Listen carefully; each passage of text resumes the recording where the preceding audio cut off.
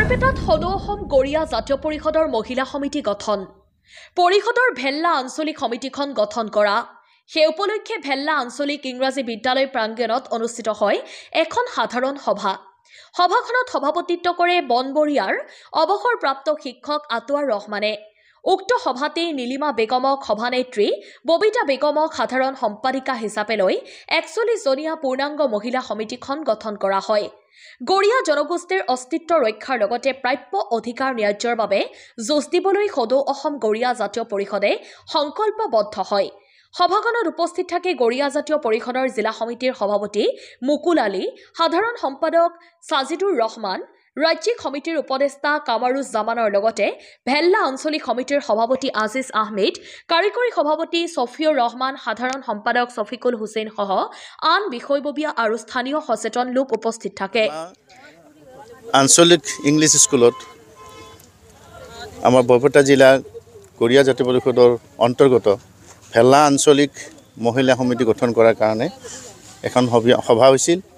সাধাৰণ সভা আৰু এই সভাখনত আমি গোটেইখিনি ভেল্লা বৃহত্তৰ ভেল্লা অঞ্চলৰ মহিলাসকল একত্ৰিত হয় আৰু ইয়াত শ্ৰদ্ধেয় আতৱাৰ ৰহমান চাহাবৰ নেতৃত্বত বা সভাপতিত্বত এখন কমিটি গঠন কৰা হয় ইয়াত ৪১ জনীয়া কমিটি এখন গঠন কৰা হৈছে আৰু এই কমিটিখন গঠন কৰাৰ উদ্দেশ্যটো আমাৰ এইটোৱেই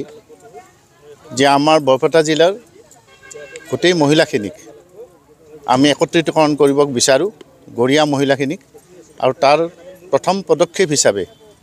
আমি ভেল্লা অঞ্চলতে প্ৰথম পদক্ষেপ লৈছোঁ আজি আমাৰ সদৌ অসম গৰিয়া জাতীয় পৰিষদৰ ভেল্লা আঞ্চলিক সমিতিত আমাৰ মহিলা আঞ্চলিক সমিতিখন গঠন কৰা হ'ল তো ইয়াত এটা কথাই উল্লেখ কৰিবলগীয়া যে আমি মহিলাসকল পুৰুষসকলৰ লগত একত্ৰিত হৈ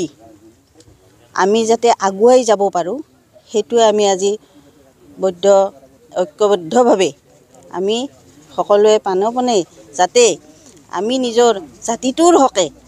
কাম কৰিব পাৰোঁ পুৰুষসকলৰ লগত হাতে হাত মিলাই যাতে আগুৱাই যাব পাৰোঁ আৰু এটা কথা হ'ল কি আই মাতৃসকলৰ বহুত পাৱাৰ আছে শক্তি আছে গতিকে আমাৰ আই মাতৃসকলক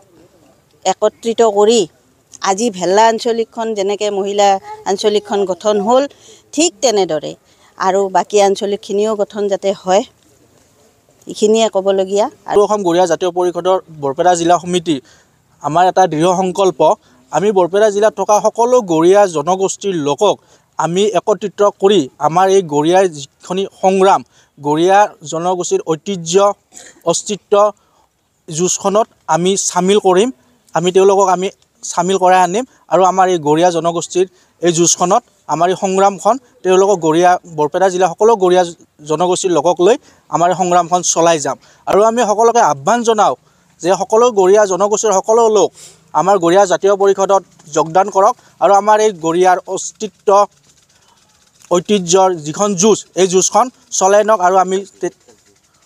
জাতি ৰক্ষাৰ যুঁজখনত আগবাঢ়ি আহক গৰিয়াসকল সঁচাকৈয়ে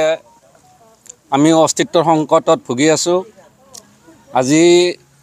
ভেল্লা আঞ্চলিক ইংলিছ স্কুলত সদৌ অসম গৰিয়া জাতীয় পৰিষদৰ বৰপেটা জিলাৰ অন্তৰ্গত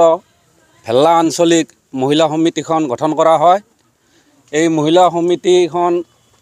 ৪১ জনীয়া এখন পূৰ্ণাংগ কমিটি গঠন কৰা হয় আৰু এই মঞ্চৰ পৰা আমি আমাৰ যিসকলে আমাৰ সামাজিক ৰাজনৈতিক অৰ্থনৈতিক অধিকাৰসমূহ আমাৰ পৰা কাঢ়ি নি আছে সেইসকলক এই মঞ্চৰ পৰা আমি সকীয়াই দিছোঁ অনাগত দিনত তেওঁলোকে সাজু হৈ থাকক